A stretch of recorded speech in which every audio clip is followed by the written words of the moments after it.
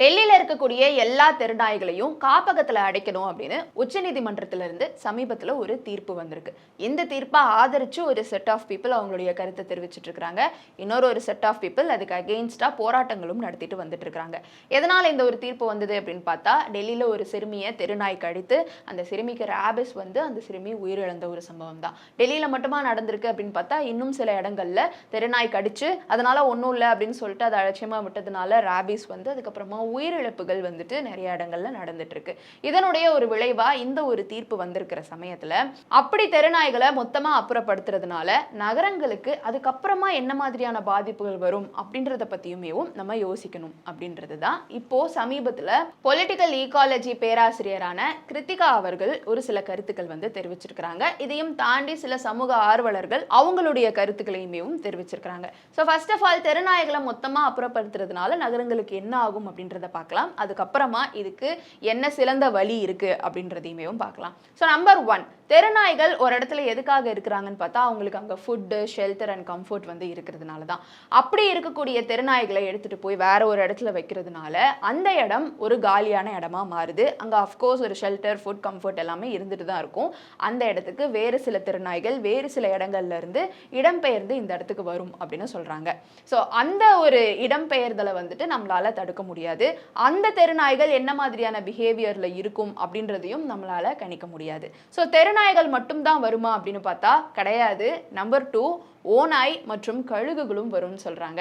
எதனால அப்படின்னு பார்த்தா, தெருநாய்கள் எதை சாப்பிட்றாங்களோ அதையே தான் ஓநாய் மற்றும் கழுகுகளுமே சாப்பிடுது.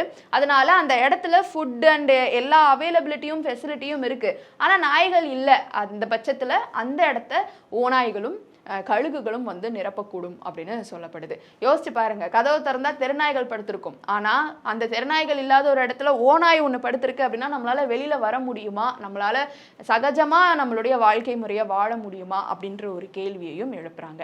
நம்பர் 3 என்னன்னு பார்த்தீங்கன்னா, தெருநாய்கள் இல்லாத இடத்துல பூனை மற்றும் எலியினுடைய ஆதிக்கங்கள் ரொம்ப ஜாஸ்தியாகும். பூனை கூட பிரச்சனை இல்லைன்னு விட்டுறலாமா, ஆனால் எலிகள்னால பிளேக் மாதிரியான நோய்கள் வரும் அப்படின்னு சொல்லியிருக்கிறாங்க. இது சும்மா ஒரு கணிப்பு கிடையாது. 1994ல் சூரத்ல தெருநாய்கள் எல்லாத்தையுமே இந்த மாதிரி அகற்றி இருக்கிறாங்க. அதுக்கப்புறமா எலிகளுடைய தொல்லை ஜாஸ்தியாகி பிளேக் நோயால மக்கள் அதிகமா பாதிக்கப்பட்டதாக சொல்லப்படுது. ஸோ இதுல எந்த மாதிரியான ப்ராப்ளம் கண்டிப்பா வரும் நம்மளால சொல்ல முடியாது. ஆனா ஏதாவது ஒரு பிரச்சனை வரும் அப்படின்னு சொல்லப்படுது. முக்கியமா அமெரிக்கா மாதிரியான சில இடங்கள்ல இந்த மாதிரி தெருநாய்களை வந்து அகற்றி இருக்கிறாங்க. அங்க ஓநாய்களும் ரக்கூன்களும் வந்து அந்த இடத்த வந்து பிடிச்சிருக்கு அப்படின்ற மாதிரியான ஹிஸ்டரியுமே இருக்குது. ஸோ இது எல்லாமே ஒரு ப்ராப்ளமா நம்மளுக்கு வரும் தெருநாய்களை மொத்தமா அகற்றும் பொழுது. அண்ட் முக்கியமா இன்னொரு கேள்வி என்ன அப்படின்னு பார்த்தீங்கன்னா, தெருநாய்கள் எல்லாத்தையுமே கொண்டு போய் ஒரு இடத்துல வச்சு அவங்களுக்கு ஷெல்டர் கொடுத்து ஃபுட்டு கொடுத்து பார்த்துக்கிற அளவுக்கான அந்த ஒரு ஃபெசிலிட்டி இருக்குதா அப்படின்ற ஒரு கேள்வியும் எழும்புது. அண்ட் ஆல்சோ ஒரு தெருநாய் வந்து ஒரு 10 ஆண்டுகள் வாழுது அப்படின்னா ஒரு நாளைக்கு 40லேருந்து 50 ரூபாய் வரைக்கும் அவங்களுக்கான ஃபுட்டுக்கு வந்துட்டு செலவழிக்கணும். அதுக்கு ஏற்ற மாதிரியான பட்ஜெட்டுமே கவர்மெண்ட் கிட்ட இருக்குதா அப்படின்ற ஒரு கேள்வியும் எழுது. ஸோ இப்போ இந்த ரேபிஸ் ப்ராப்ளத்துக்கு வரலாம். இந்தியாவை பொறுத்தவரையில் 36% ரேபிஸால பாதிக்கப்பட்டு உயிரிழந்துட்டு வந்துட்டு இருக்காங்க.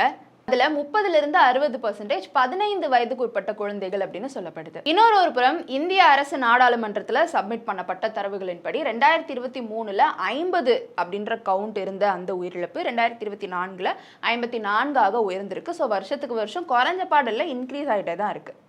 2024ஆம் ஆண்டு நாய்க்கடி சம்பவம் மட்டுமே 37 லட்சமாக நம்மளுடைய நாட்டில் வந்து இருந்திருக்கு.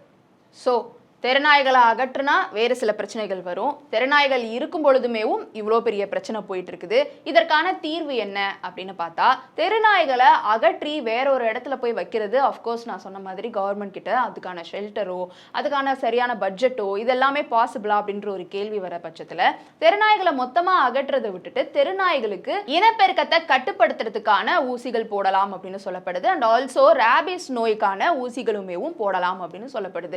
எப்படி ஒரு வீட்டில் டாக் வளர்க்கும் பொழுது அந்த டாகுக்கு எல்லா மாதிரியான வேக்சினேஷனும் போடுறாங்களோ அதெல்லாத்தையுமே தெருநாய்களுக்கும் போடுறது தான் சிறந்த ஒரு வழியாக சஜஸ்ட் பண்ணுறாங்க சமூக ஆர்வலர்கள்.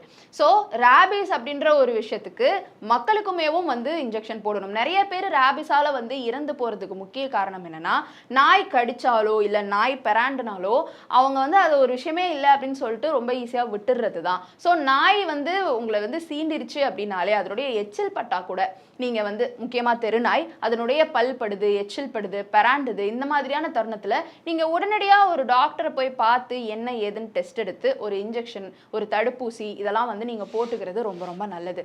அதை அப்படியே விடுறதுனால தான் ரொம்ப நாளில் வந்து அது ஒரு ரேபிஸாக மாறி உயிரிழப்பில் கொண்டு போய் விட்டுருது.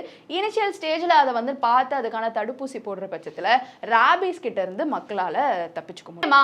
உங்கள் ஏரியாக்குள்ளே நீங்கள் வந்து அந்த தெருநாய்கள் வரக்கூடாது அப்படின்னு நீங்கள் நினைக்கிறீங்கன்னா, அந்த தெருநாய்கள் ஏன் இருக்கு? அங்க குப்பை கிடக்கு, ஃபுல்லா சாப்பாடு கிடக்கு, இதனால தான் அங்க வந்து அவங்க அவைலபிளா இருக்கிறாங்க.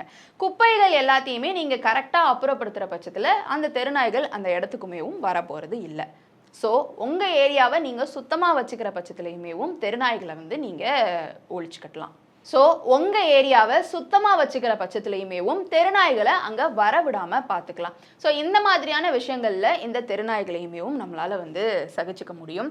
ஸோ ஒரு நாயினுடைய பிஹேவியர் என்ன, அந்த நாய் வந்து குலைக்குதுன்னா எதுக்காக குலைக்குது, என்ன மாதிரியான பிரச்சனை, நாயை எப்படி ஹேண்டில் பண்ணுறது, இந்த மாதிரியான ஒரு ஜென்ரல் நாலேஜுமேவும் வந்து எல்லாருக்குமேவும் தேவைப்படுது.